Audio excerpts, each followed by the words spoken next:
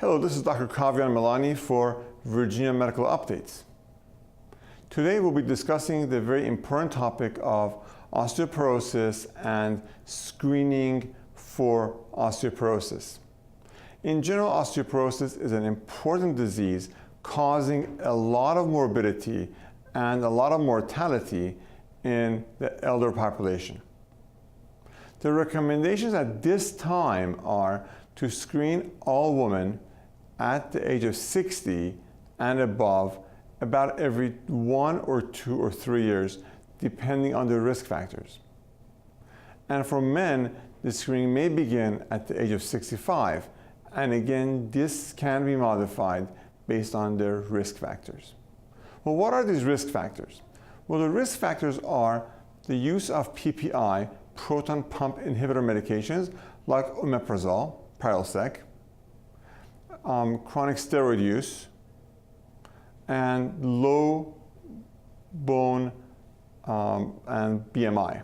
So basically, if people have low BMI, there are smokers, and if there's any history of prolonged use of steroids, like in asthmatics or people with skin conditions, then it's prudent to start screening a little bit earlier.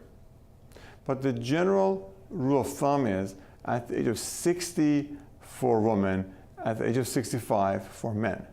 Now, in general, osteoporosis affects women more, but it does affect men also significantly. So at the age of 50, we begin to talk to our patients about risk factors and begin to screen them for osteopenia, for osteoporosis, and for these risk factors.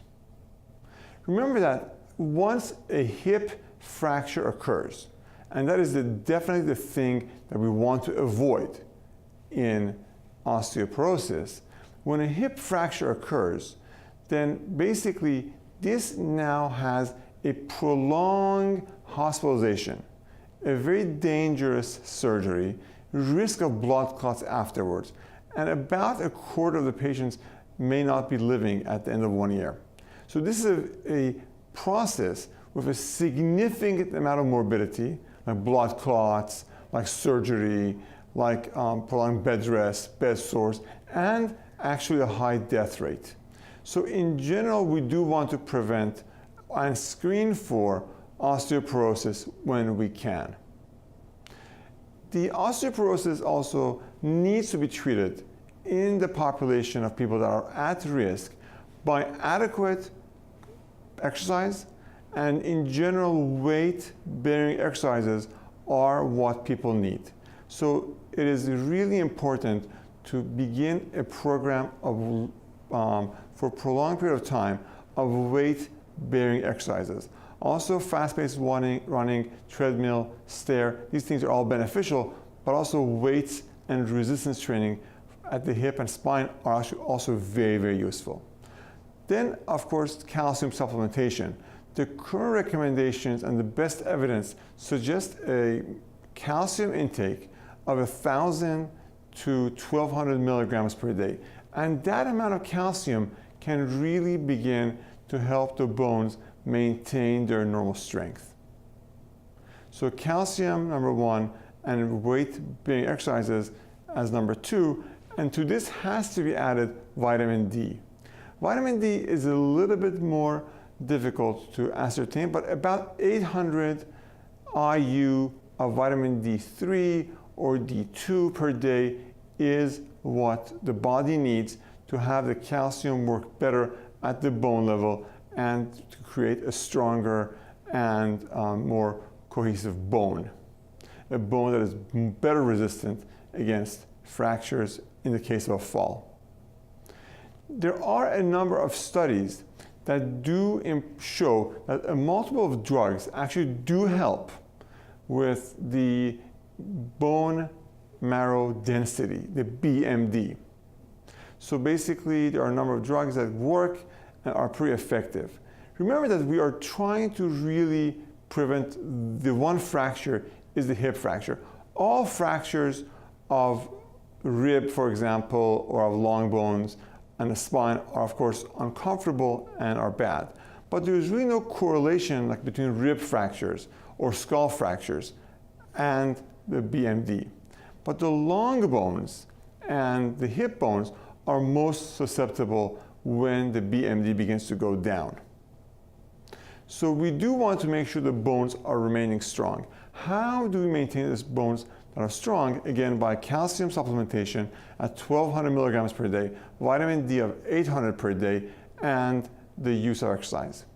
There are a number of drugs that have been approved, and 4 medications come to mind that we'll discuss at a later time, but do help people maintain bone strength. So once the BMD begins to go below 2.5, then these medications are used to actually bring the bone marrow back to the correct density.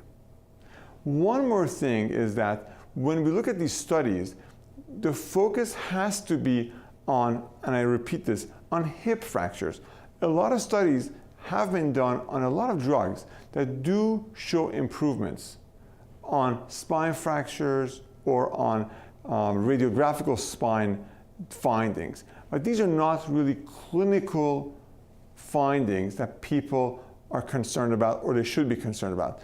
So a radiographical finding on the spine is important, maybe as a prelude to other things, but a weakening of the bone at the hip or the femur is really where we want to identify the problem and intervene as soon as possible. So for anyone that approaches the age of 50, I suggest, again, screening carefully by questionnaires and by medical questioning.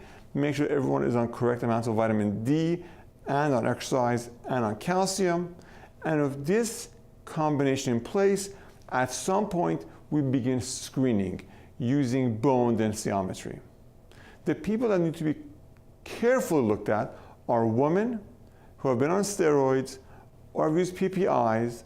And one interesting finding is that actually the thiazide diuretics like chlorthalidone or HCTZ have been proven to actually improve BMD and potentially cause less fractures. So that's one class of antihypertensives that we could use that actually helps to have stronger bones and potentially decrease the rate of fractures. So osteoporosis is the end product of this process of the weakening of a bone that begins. Our screening for the issue begins at the age of 50 and for at-risk populations. But we really must be very focused for anyone that is a woman at the age of 60 and for men at the age of 65. And then in order to prevent these, again, I'll repeat, calcium intake, exercise, and adequate vitamin D supplementation. With these things in place, then we can screen the appropriate population and treat them when indicated or when needed to prevent the unwanted outcome of a hip fracture. Hopefully, you've enjoyed this session and have learned something from this. We're able to talk to you guys if you want to, and feel free to contact us on our Facebook page or through email. Thank you.